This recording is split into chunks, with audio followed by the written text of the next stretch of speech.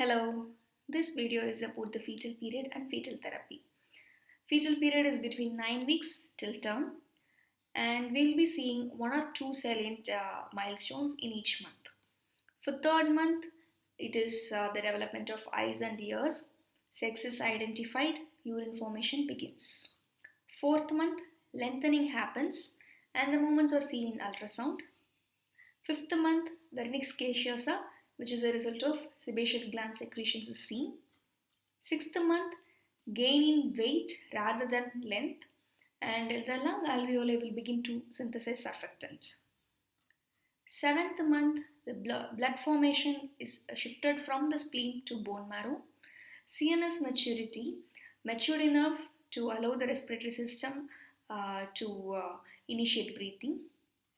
Respiratory system matured enough to allow gas exchange in the alveoli, and from this period onwards, fetus is considered to be viable. Eighth month, rapid weight gain and light reflex, pupillary light reflex is positive. Ninth month, testis descends into the scrotum. Fetal therapy, what are the options available? Transfusions, medical therapy, and surgical therapy. Medical therapy is applied for arrhythmias, congenital cystic adenomatosis malformation, thyroid disorders, congenital adrenal hyperplasia. So, arrhythmias can be tachyarrhythmias or bradyarrhythmias, the most common being supraventricular tachycardia and premature atrial contractions. We have to see whether the arrhythmia is sustained or intermittent.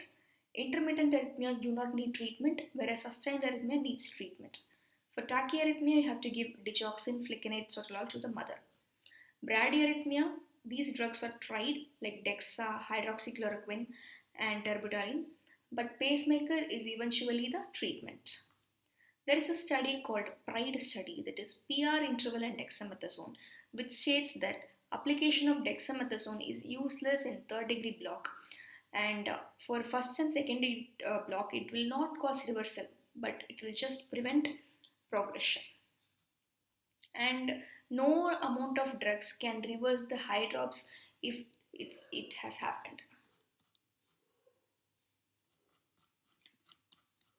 The second condition is CCAMs. DEXA can reverse the cysts. Thyroid disorders, it can be thyrotoxicosis or hypothyroid. Thyrotoxicosis will present as growth restriction, hydramnios, and hydrops, and the treatment is giving antithyroid drugs to the mother. If the mother develops hypothyroid because of these medications, you have to supplement levothyroxine.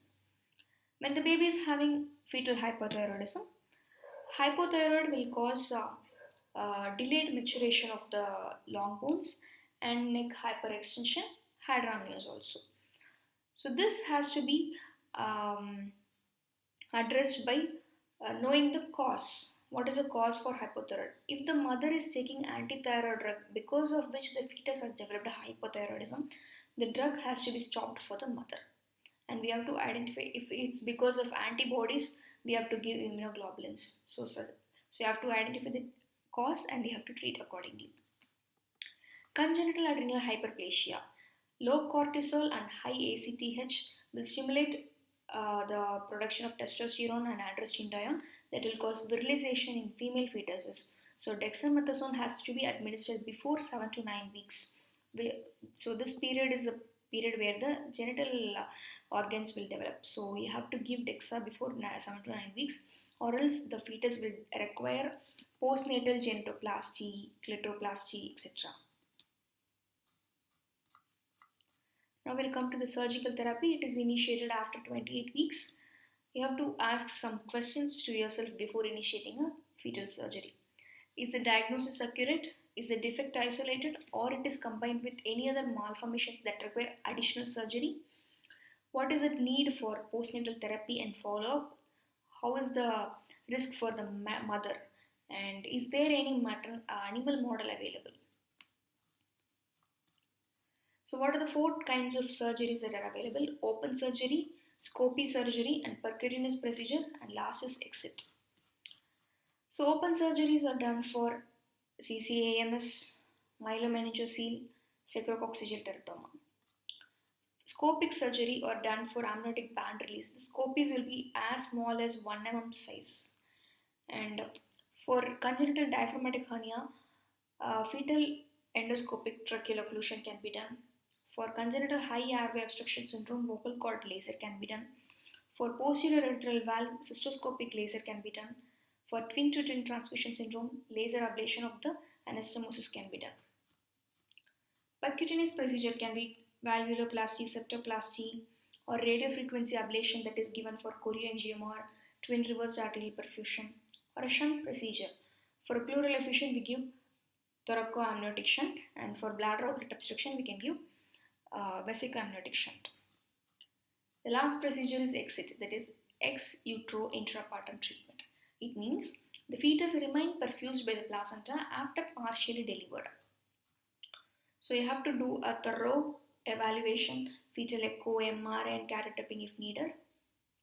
Deep general anesthesia and tocolysis, intraoperative sonography to locate the placenta and to determine the uterine incision, stay sutures and stapling of the incision to avoid bleeding from the hysterotomy site, continuous amnio infusion to prevent the placental separation, adequate access. Suppose if the surgery is planned in the neck or in the thorax, adequate access, access to the head and neck region is made by pulling out the baby.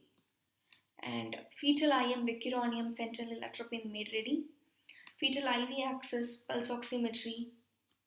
Umbilical lines are placed prior to cord clamping, and uterotonics are applied after removal of the fetus. Indications for exit surgery or micronactia, neck or airway tumors that are threatening to the uh, respiration, and thoracic or mediastinal mass that requires resection, and congenital diaphragmatic hernia that requires exit therapy followed by ECMO, extracorporeal membranous oxygenation, and congenital high airway obstruction syndromes. Thank you.